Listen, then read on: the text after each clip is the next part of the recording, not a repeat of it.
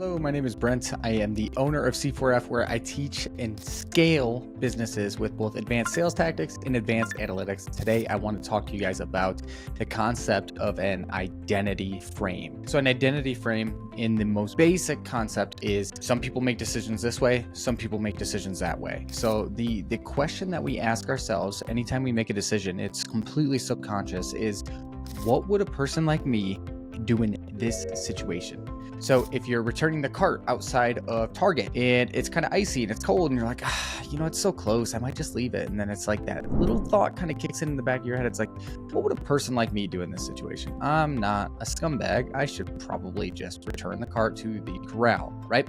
So it's that little voice in our head that tells us to do things that are in alignment with who we perceive and who we think we are. Okay, so guys, dig in. We're going to be getting into the deep, or at least mildly deep, psychological aspects of sales and buying behaviors and how it relates to the identity frame that I like to set. And I like to plant seeds throughout my calls, and I'm going to let you guys in on what that actually looks like. But before we get into that, guys, it would mean the world to me if you like, share, subscribe, send to a friend.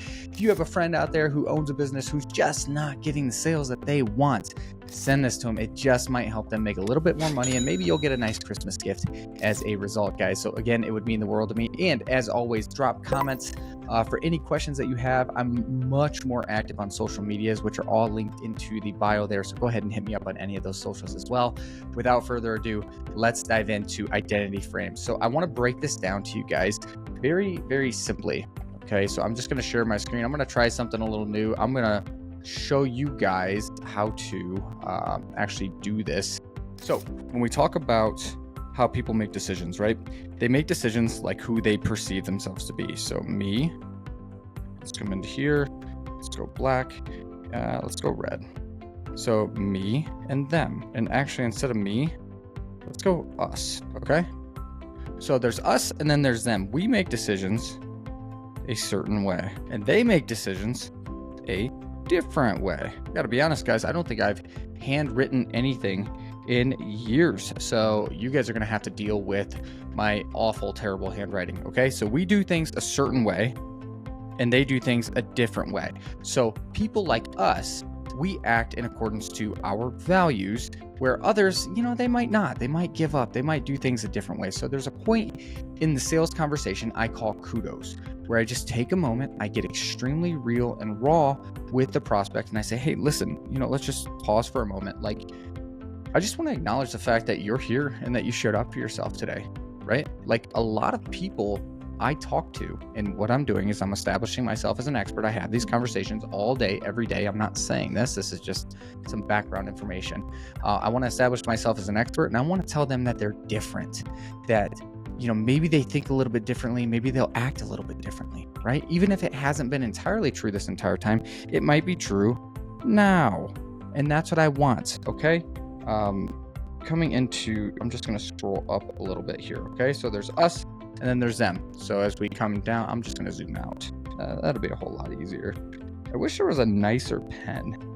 This pen is just kind of scratchy. Doesn't it look scratchy to you guys? Anyway, neither here nor there. Okay, so bring that across. So there's us and then there's them. So I just say, hey, listen, I just want to acknowledge the fact that you actually showed up today, right? Like I schedule these calls and I have these conversations with people all the time. And if I'm being transparent with you, not everyone is in a position mentally to take that next step. In fact, a lot of people, they'll get cold feet before the call even starts. They'll get a little bit scared and then they just won't show, or they'll cancel it last second and say something came up. But obviously, you had the courage to hop on a call. You had the courage to talk with a stranger about something where maybe you haven't spoke about it in a little while. And I just want to acknowledge that. So good for you for actually showing up today. And they're going to say, thank you. That means a lot. And we want to dive into that a little bit further. So what I've done is I've said, other people don't show up, don't show, don't take action, are too uncomfy to actually acknowledge that there's an issue and to actually speak with someone about resolving the issue. Okay. Yes, I copped out on spelling the full word uncomfortable. I know how to spell it. I ran out of space, right? So Other people are like this, but you're here, you're on the call. So I just want to acknowledge that, like, thank you and good for you. And they're going to say, no, I appreciate that. And you're going to say, but here's the thing. What is that driving force for you? Okay. So what is the driving force behind making that decision, right? What has kept you motivated after all these years? So now we want to establish timeline. So after 10 years of not really getting to where you want to go, like, you still showed up for yourself. And that tells me that there's something else that's pushing you, that's motivating you to want to be better. What is that thing for you? And a lot of times you'll hear kids, family, legacy, example, set for others. Sometimes it's ego. That's okay.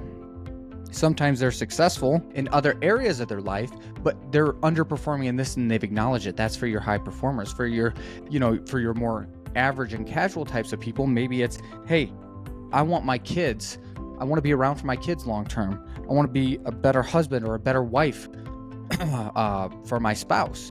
I want to set I think I said legacy here.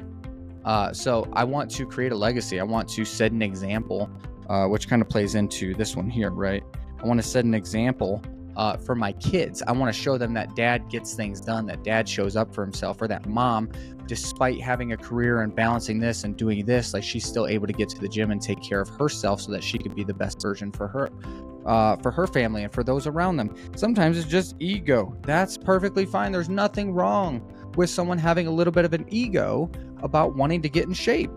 Sometimes it's someone who's single, someone who's looking to date, someone who's looking to become the best version of themselves, someone who maybe listens to a little bit too much Andy Elliott or Hermosi or somebody along those lines. So somebody that just wants to have a better physique. I'm speaking a lot to fitness here, but there's also so many other examples of setting an example for their kids, being home more often, right? To do all these different things that they're not currently doing at the moment. And sometimes it's just that perceived level of success. And I say perceived because success is different for everyone. And so we have to understand exactly what that looks like for them to be successful here. Okay. So you make decisions this way. You showed up for yourself while so many others didn't. Why is that? What's the driving force? Let them explain it. Pat them on the back. And then what they're going to do, or what you're going to do, is you're going to bring this back up during important parts of the call, right? So an important part of the call would be to talk about future pacing, talk about what they could accomplish. Hey, I know when we spoke earlier, you mentioned that driving force for you was this. Talk to me about that a little bit. Like, what does that actually look like? Let's say we dial in all these different things that we talked about. Obviously, you're going to be giving specific examples when you say that. What does that actually look like for you in 6 or 12 months? Do you feel like you would be able to spend more time with your family? Do you feel like you'd be more present and not constantly worrying about this or this? And being more present, what does that kind of do for you? Does that open up some additional doors as well? In what ways? How so? So you're going to go into the future pacing, and then at some point you're going to go into taking it all away. This is the cost of inaction. Hey, listen, some people, like we talked about, they don't take action. They get cold feet. It's just not important enough for them. Or, they don't care as much about doing this as you and I do, right? You and I, we're on the same page. We're in the same boat. My arm is around your shoulder.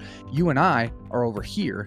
And those people, they're over there. They don't get the results that we do, right? We're in this club because we earn it, because we have a certain mentality, right? What if you did jump over the line, though? What if you didn't take action? You did get cold feet and you kind of jump back onto that ship, that boat that's kind of going that way with those results. What if you did that? What would that look like for you in 6, 12 months from now? How does that play out? So what you're doing is you're saying, hey, you're in the club. We're successful. We do these things. But what if you decided it was too much? It got too hard. It was too stressful. You just didn't feel like showing up. And then that snowballed. And in reality, you started to see that maybe you slowly drifted over with those guys. What does that look like? Play that out. Make them live in the pain a little bit. Okay. So guys, identity frames are so powerful. And when you get really, really good at sales, you can plant seeds all throughout, and then you can harvest them if and when you need to help them realize, oh shoot, I did say that earlier. Oh, maybe things changed because I got a little nervous about the price, but I can't let price stop me from becoming the person I perceive myself to be, or that I want to be. So a lot of times the identity that they have for themselves is stronger than the fear that they have around making a payment, around getting started, whatever objections that can come up. So set identity frames. Hope this helps. If you found this valuable, go ahead, like, share, subscribe, send to a friend. It would mean the absolute world to me. Take care.